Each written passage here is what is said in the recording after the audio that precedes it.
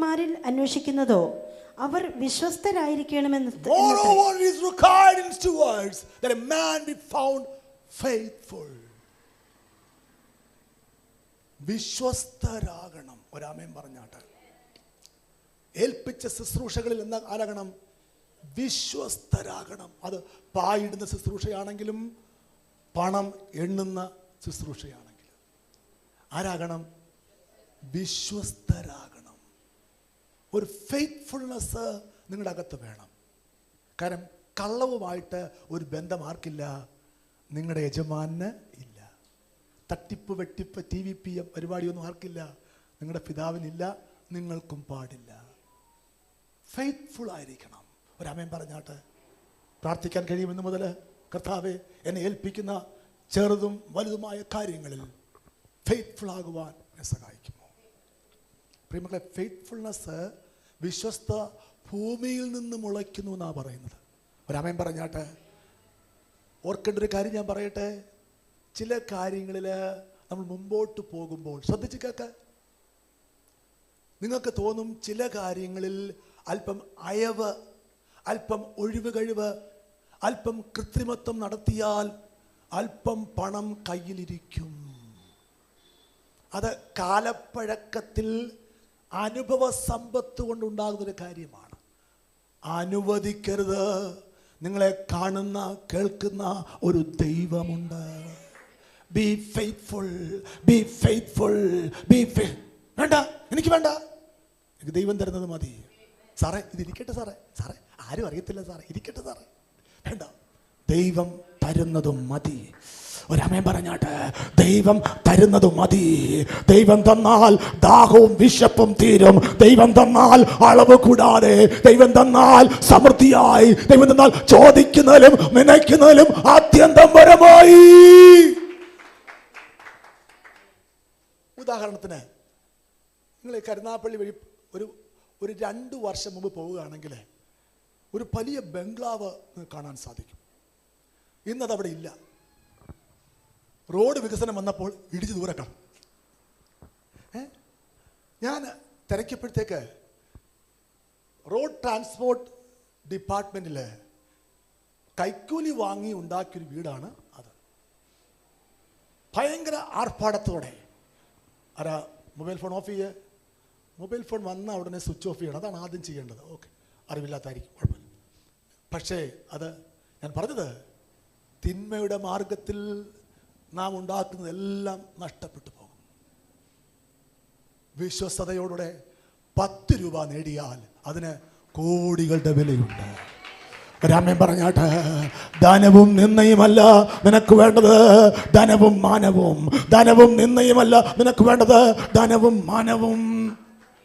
ഞാൻ ഓർക്കുന്നുണ്ട്, ഞാൻ പോലീസ് SI ആയിട്ട് ട്രെയിനിങ് നടക്കുമ്പോൾ അവിടുത്തെ മെസ്സിൻ്റെ ചാർജ് ഒരു മാസം എനിക്ക് കിട്ടുവാനിടയായി. അതുവരെ ഇവിടെ തട്ടിപ്പാണ്. പക്ഷെ ഞാൻ നല്ല ആഹാരം കൊടുക്കാൻ എല്ലാ മാസവും ഓരോ ഓഫീസേഴ്സാണ് മെസ്സിൻ്റെ ചാർജ്. പക്ഷേ അവിടെ അതിന് മേളിലൊരു ഓഫീസറുണ്ട്. അയാൾ ഭയങ്കര കള്ളനാണ്.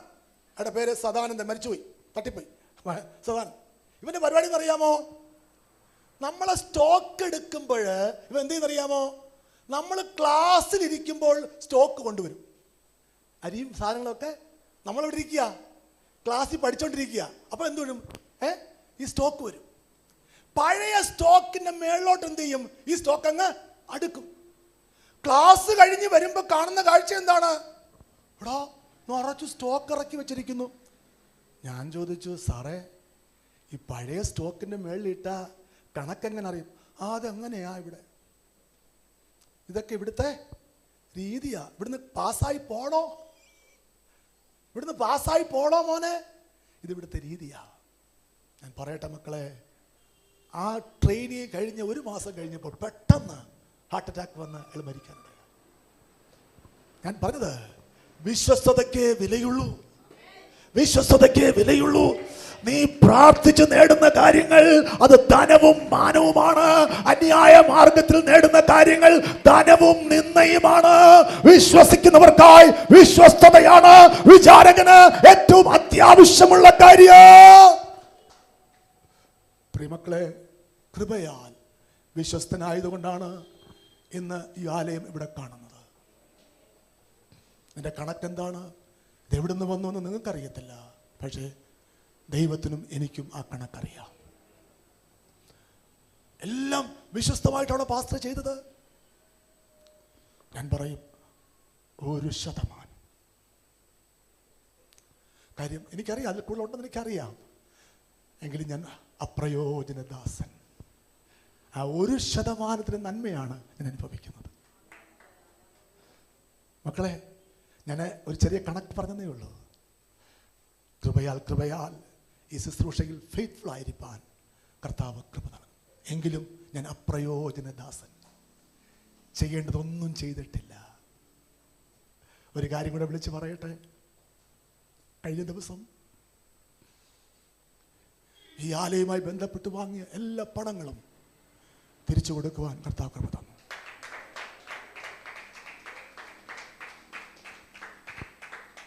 ഈ ശിവൻകുട്ടി ബായിന് സാക്ഷിയാണ്. ഞാൻ വിളിച്ചു പറഞ്ഞു, ദൈവാസനെ, നാം വാങ്ങിച്ച പണമെല്ലാം തിരികെ കൊടുക്കുവാൻ. വേണമെങ്കിൽ നീട്ടിക്കൊണ്ട് പോകാം, വേണമെങ്കിൽ കൊടുക്കാതിരിക്കാം, വേണമെങ്കിൽ ശപിക്കാം.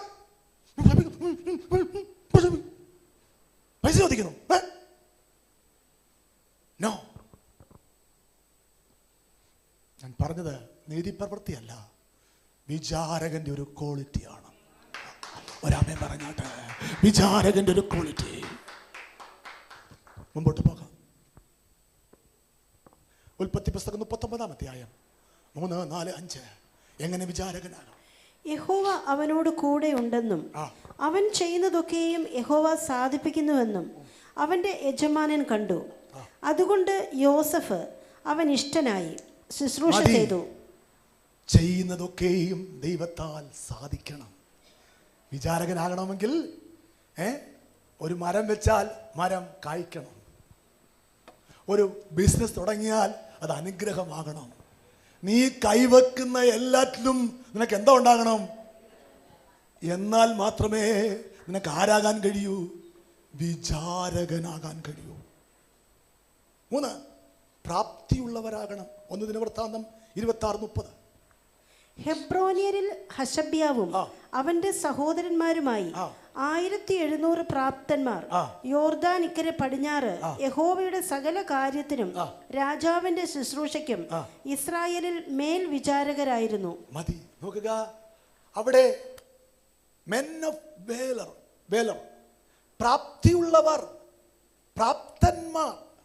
അതിന്റെ വാക്കെന്താണ്? Men of വേലർ. ശരിയാണോ? എൻ്റെ പ്രൊണൗൺസിയേഷൻ എനിക്ക് അറിയത്തില്ല. വേലർ, VALOUR, വേലർ. ഹല്ലേലൂയ. ആരാണത്? പ്രാപ്തിയുള്ളവരാകണം. ഒരമ്മ പറഞ്ഞാട്ട്, പ്രാപ്തി എങ്ങനെയാ ഉണ്ടാക്കുന്നത്? വിശ്വാസത്താൽ. എനിക്ക് ഒക്കത്തില്ല എന്ന് പറഞ്ഞുകൊണ്ടിരുന്നാൽ പ്രാപ്തി ഉണ്ടാവോ? എന്നെ വിളിക്കല്ലേ, എനിക്ക് ഒക്കത്തില്ല. എപ്പം നോക്കിയാലും ഉറക്കം, എപ്പം നോക്കിയാലും മടിയൻ. ഇങ്ങനെ വാക്യം പറഞ്ഞെന്നാണ്, കഥകിന്റെ കുറ്റി കിടന്ന് കറങ്ങുന്ന പോലെ എവിടെ കിടന്ന് കറങ്ങുക? കട്ടിലിന് വെളി കിടന്ന് കറങ്ങുക. വലിയ ആഗ്രഹങ്ങളൊക്കെ ഉണ്ട്, പ്രാപ്തിയില്ല. പ്രാപ്തി വരണമെങ്കിൽ ഒരു വാക്യം നിന്റെ അകത്ത് കയറണം. എന്താണെന്നറിയാമോ? നോക്കട്ടെ. പ്രാപ്തി വരണമെങ്കിൽ ബൈബിളിലെ ഒരു വാക്യം നിന്റെ അകത്ത് കയറണം. മോളെ, എനിക്ക് പറയാൻ കഴിയുമോ? അതാരാ പറഞ്ഞേ? എവിടാ? ചുമ്മാ ഇവിടെ ആരാ പറഞ്ഞേ? ബ്ലസ്സിയാണോ പറഞ്ഞേ? ഇവിടെ ആരാ പറഞ്ഞേ? മേളില്. എന്നെ ശക്തനാക്കുന്ന മുഖാന്തരം ഞാൻ സകലത്തിന് മതിയാകുന്നു. ഈ വാക്യം നിന്റെ അകത്ത് കയറണം കേട്ടോ. എന്ന് പറഞ്ഞാൽ എനിക്ക് എന്തിനും പ്രാപ്തിയുണ്ട്. കാർ ഓടിക്കണോ? എനിക്കറിയാം. ഞാൻ കാർ ഓടിക്കാൻ പഠിച്ചത്, വിമാനം ഓടിക്കാൻ ആദ്യം പഠിച്ചു, അത് കഴിഞ്ഞിട്ടാണ് ഞാൻ കാർ ഓടിക്കാൻ പഠിക്കുന്നത്. എങ്കിലും ഗൾഫിലെ എൻ്റെ ജ്യേഷ്ഠനെ കൊണ്ടുപോയി അവിടെ ഒരു കാർ ഇട്ടിരുന്നു. ചേട്ടച്ചാർ ഞാൻ നോക്കിയപ്പോഴത്തേക്ക് ചേട്ടച്ചാർ അവിടെ റോഡിലൊന്നും ഓടിക്കാൻ തരത്തില്ല. എനിക്ക് അത് അങ്ങനെ അവിടുത്തെ നിയമങ്ങളൊക്കെ ഭയങ്കര കുഴപ്പം. നോക്കിയപ്പോൾ ഒരു മരുഭൂമി കൊണ്ടുപോയി കാറിട്ട് ഇട്ടിരിക്കുകയാണ്. ചേട്ടച്ചാർ അവിടെ വർത്താനം പറഞ്ഞ് ഞാൻ ചെയ്ത് പതുക്കെ കയറിയിരുന്ന് ബാക്കിലോട്ട് ആദ്യം ഓടിച്ചു പഠിച്ചത് കേട്ടോ. എൻ്റെ അകത്തൊരു ചിന്തയുണ്ട്. എന്താണ്? എന്നെ ശക്തനാക്കുന്ന മുഖാന്തരം ഞാൻ സകലത്തിനും മതിയാകുന്നു. ഒരമ്മയും പറഞ്ഞാട്ട് എല്ലാവരും ഈ വാക്യം കാണാപ്പാഠം പഠിക്കണം. പറഞ്ഞാട്ട്, എന്നെ ശക്തനാക്കുന്ന മുഖാന്തരം ഞാൻ സകലത്തിന് മതിയാകുന്നു. നിന്നെ ശക്തനാക്കുന്ന മുഖാന്തരം ഞാൻ സകലത്തിന് മതിയാകുന്നു. ഈ വാക്യം നിന്റെ അകത്ത് കയറിയാൽ നീ പ്രാപ്തനാകുകയാണ്.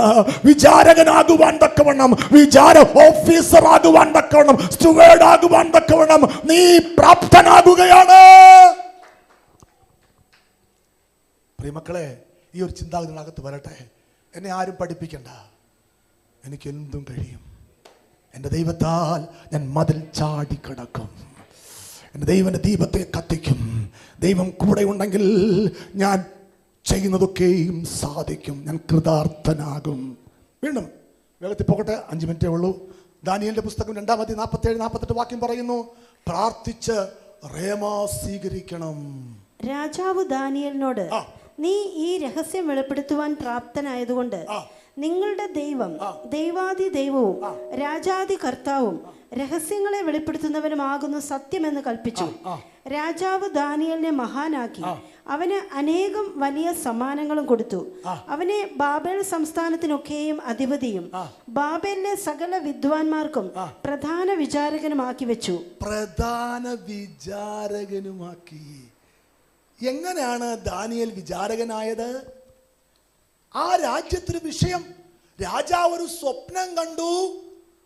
വ്യാഖ്യാനവുമില്ല, സ്വപ്നവുമില്ല. ഇത് രണ്ടും പറയണം. അവിടുത്തെ മന്ത്രവാദികൾ പറഞ്ഞു, ഇതുവരെയും ഇങ്ങനെ ഒരു ആവശ്യം ഒരു രാജാവും ചോദിച്ചിട്ടില്ല. സ്വപ്നം പറ, ഞങ്ങൾ വ്യാഖ്യാനിക്കാം.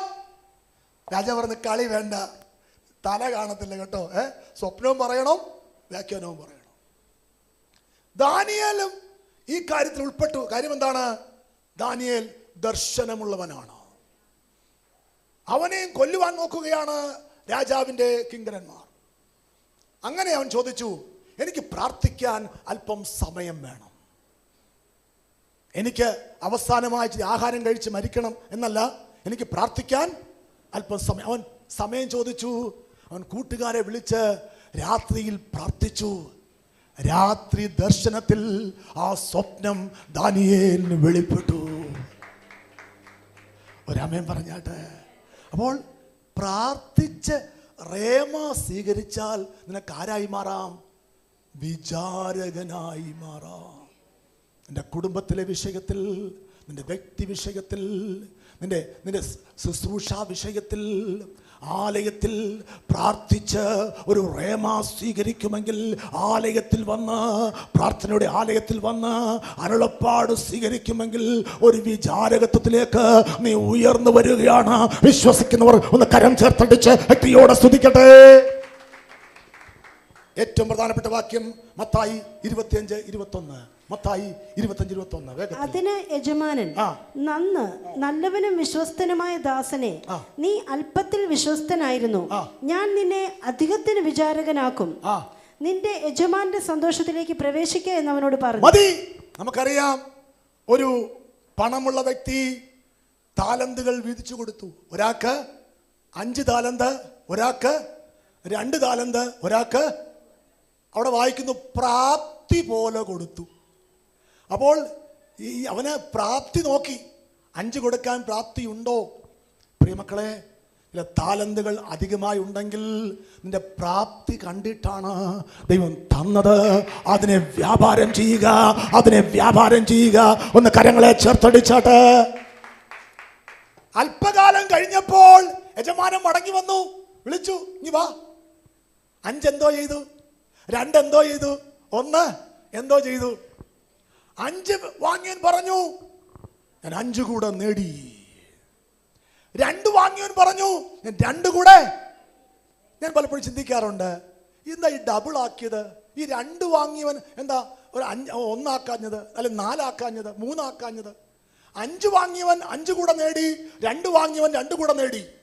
അതിന്റെ അർത്ഥം ഇതാണ്, 2 വാങ്ങിയവൻ 5 വാങ്ങിയവനെ അനുകരിച്ചു. ഒരമ്മയും പറഞ്ഞാട്ട്. പക്ഷേ അതുകൊണ്ട് 1 വാങ്ങിയവനെ പോലെ കുഴിച്ചിടേണ്ടി വന്നില്ല. എത്ര പേർക്ക് മനസ്സിലായി ഞാൻ പറഞ്ഞതിൻ്റെ ആഴം? നീ മാതൃകയാക്കേണ്ടത് കുഴിച്ചിടുന്നവനെ അല്ല, നീ മാതൃകയാക്കേണ്ടത് 5 കൂടെ നേടുന്നവനെയാണ്, അല്പം കൂടെ പ്രാർത്ഥിക്കുന്നവനെയാണ്, അല്പം കൂടെ വിശ്വാസം പങ്കുവെക്കുന്നവനെയാണ്, അല്പം കൂടെ വചനം വായിക്കുന്നവനെയാണ്, അല്പം കൂടെ കൂട്ടായ്മയ്ക്ക് വില കൊടുക്കുന്നവനെയാണ്, അല്പം കൂടെ സഭ്യമായി സംസാരിക്കുന്നവനെയാണ് നീ മാതൃകയാക്കേണ്ടത്. യജമാനൻ പറഞ്ഞു, 5 കൂടെ നേടിയല്ലേ, നീ അല്പത്തിൽ വിശ്വസ്തനായതുകൊണ്ട് ഞാൻ നിന്നെ അധികത്തിന് വിചാരകനാക്കും. എൻ്റെ സന്തോഷത്തിലേക്ക് കടക്കുക. നോക്കുക, യജമാൻ ആരാണ്? കോടികളുള്ളവനാണ്. 5 ഉണ്ട്, ഇപ്പൊ എത്ര കിട്ടി? 10 ഉണ്ട്, 2 ഉണ്ടായിരുന്നു, ഇപ്പൊ 4 കിട്ടി, 14. 14 അല്ലെങ്കിൽ അതിനപ്പുറം ഇനിയും കൊടുക്കുവാൻ കഴിവുള്ളവനാണ് ആര്? ആ പണക്കാരൻ. ആ യജമാനന്റെ സന്തോഷത്തിലേക്ക് കടക്കുവാൻ തക്കവണ്ണം ആർക്ക് കൃപ കിട്ടി? 5 വ്യാപാരം ചെയ്ത് 5 കൂടെ നേടിയവന് കൃപ കിട്ടി. ഒരാമൻ പറയട്ടെ. ഒരു ചോദ്യം ചോദിച്ചോട്ടെ.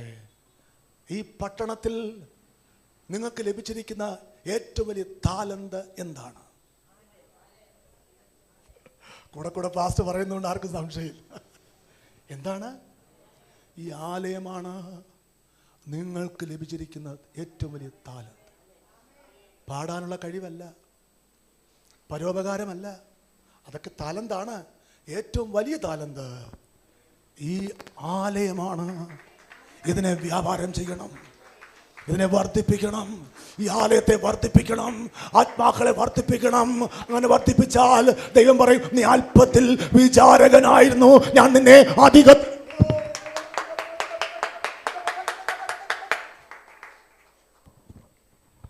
രാമൻ പറഞ്ഞാട്ട്, അല്പത്തിൽ വിശ്വസ്തനായവനെ അധികത്തിൽ വിചാരകനാക്കുന്ന ദൈവം. മുമ്പോട്ട് പോകാം. 2 കൊല്ലത്തൂടെ ലൂക്കോസ് 12:42. കർത്താവ് പറഞ്ഞത്, തക്ക സമയത്ത് ആഹാരവിധം കൊടുക്കേണ്ടതിന് യജമാനൻ തന്റെ വേലക്കാരുടെ മേലാക്കുന്ന വിശ്വസ്തന ബുദ്ധിമാനുമായ ഗൃഹവിചാരകനാർ. തക്ക സമയത്ത് ആഹാരം കൊടുക്കുന്നവനാണ് ആര്? ഗൃഹവിചാരകൻ. ഞാൻ പലപ്പോഴും ചിന്തിക്കാറുണ്ട്, വീട്ടിലെ ഈ ഗൃഹനാഥൻ വാസ്തവത്തില് ബാക്കി വല്ലവർക്കും വല്ല ചിന്തയും ഉണ്ടോ? ഒരു യാത്ര പോകുന്നു, ആരുടെ പോക്കറ്റ് തുറക്കണം? കുടുംബനാഥന്റെ അല്ലേ? ആരും കാര്യം ചിന്തിക്കോ? ഈ എല്ലാ ഉത്തരവാദിത്വം ആർക്കാണ്? കുടുംബനാഥനാ. ഭാര്യയുടെ പേഴ്സ് തുറക്കാൻ പറയൂ ആരെങ്കിലും? പറയത്തില്ല. കുഞ്ഞോട് പറയോ? എല്ലാ ഉത്തരവാദിത്തങ്ങളും ചെയ്യുന്നത് ആരാണ്? വളരെ വിലയുള്ളവനായി കാണണം കുടുംബനാഥനെ. ഒരിക്കലും പരിഹസിക്കരുത്, ഒരിക്കലും കുറച്ച് കാണരുത്. അതാണ് ബ്രെഡ് വിന്നർ എന്നാണ് ആ വാക്കിൻ്റെ പേര്. വീട്ടിൽ പണം കൊണ്ടുവരുന്നവൻ. നിങ്ങൾക്ക് കാറിക്കറി ഇരുന്നാൽ മതി, പെട്രോൾ ആരടിക്കും? കുടുംബനാഥൻ. നിങ്ങൾക്ക് ടേബിളിൽ ഇരുന്നാൽ മതി, ഈ സാധനമൊക്കെ ആര് കൊണ്ടുവരും? കടയിൽ നിന്ന്. പറയുന്നത് എന്തോ, ഇതൊക്കെ ഞാൻ വെച്ചുണ്ടാക്കി തന്നില്ലേ?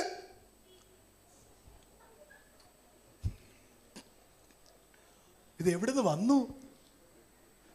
രാമൻ പറഞ്ഞാട്ട്. മക്കളെ, കുടുംബനാഥനെ മാനിക്കണം, ചിന്തിക്കണം, ചിന്തയുള്ളവരാകണം. കുടുംബനാഥൻ കിടപ്പിലായാൽ നിങ്ങളുടെ കാര്യം അധോഗതി. രാമൻ പറഞ്ഞാട്ട്. അപ്പോൾ പ്രാർത്ഥിച്ച് പ്രാർത്ഥിച്ച് കുടുംബനാഥനെ, ചില വീടുകളിൽ സ്ത്രീകളായിരിക്കും കുടുംബനാഥ. വേറൊന്നും കൊണ്ട് പറയല്ല, ഞാൻ പറഞ്ഞ ബ്രെഡ് വിന്നർ എന്ന പദവിയാണ്.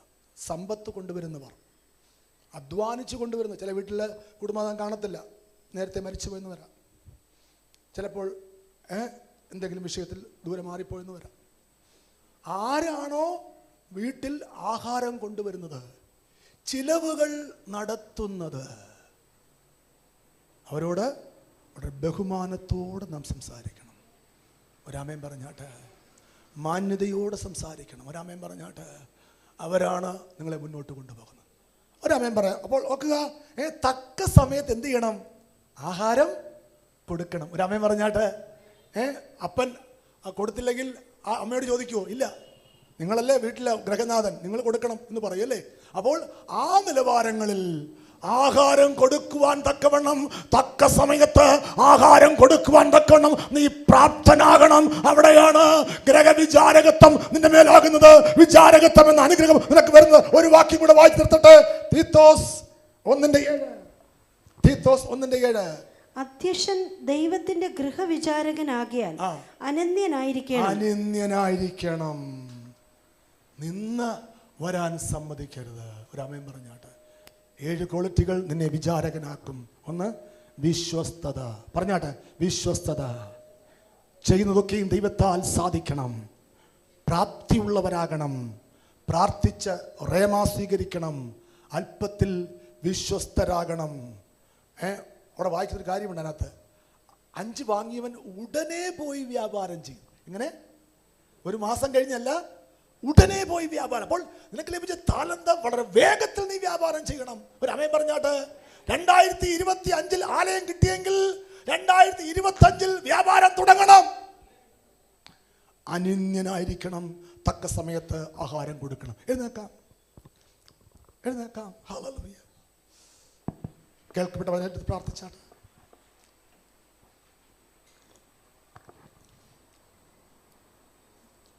ഹല്ലേലൂയ. സ്തോത്രം സ്തോത്രം. സ്നേഹവാനായ ദൈവമേ, സ്വർഗ്ഗീയ നല്ല പിതാവേ, നല്ല അവസരത്തിനായി ഞങ്ങൾ അങ്ങേ സ്തുതിക്കുന്നു കർത്താവേ.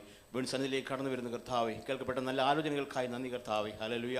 കർത്താവേ, നീ ഞങ്ങൾക്ക് ഏൽപ്പിച്ചിരിക്കുന്ന കാര്യവിചാരകത്വം കർത്താവേ, ഹല്ലേലൂയ, വിശ്വസ്തയോടെ ചെയ്യുവാൻ കർത്താവേ അങ്ങ് കൃപ തരുമാറാകണമെന്ന് പ്രാർത്ഥിക്കണം കർത്താവേ. നല്ലവനും വിശ്വസ്തനുമായ ദാസനെ എന്നുള്ള വിളിക്ക് കർത്താവേ ഞങ്ങളെല്ലാവരും യോഗ്യരാക്കി തീർക്കുമാറാകണമെന്ന് പ്രാർത്ഥിക്കുകയാണ് കർത്താവേ. ഹല്ലേലൂയ.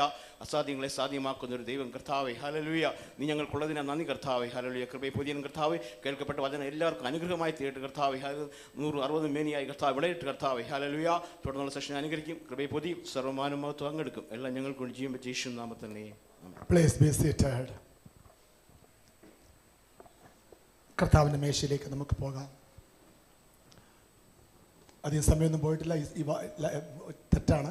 10 മിനിറ്റ് അത് ഫാസ്റ്റാണ്. ഏൽപ്പിച്ചു കൊടുക്കാം. കർത്താവിൻ്റെ മേശ നമുക്ക് എല്ലാ ഞായറാഴ്ചയും